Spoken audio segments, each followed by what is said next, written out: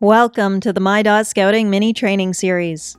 In this video, we will review Application Manager and current registrations. On the My.Scouting homepage, using the top left menu, selecting My Application will take you to a list of current unit registrations and applications associated with your account. Here you can see current unit registrations associated with the account. You will not see registrations outside of a unit, including Merit Badge Counselor. If this is a parent account, you will see all youth that this parent registered. Only the parent that registered the child will see the child, not both parents. From here, a parent can apply to transfer themselves or their child to another unit, or apply to do a multiple registration, which means they will officially be part of more than one unit. The Renew button is currently unavailable, but look for it to be active during recharter season, which for most councils is October through December. If you have submitted an application online, either by using this page or by using a link from beascout.org, you can review and check the status of that application.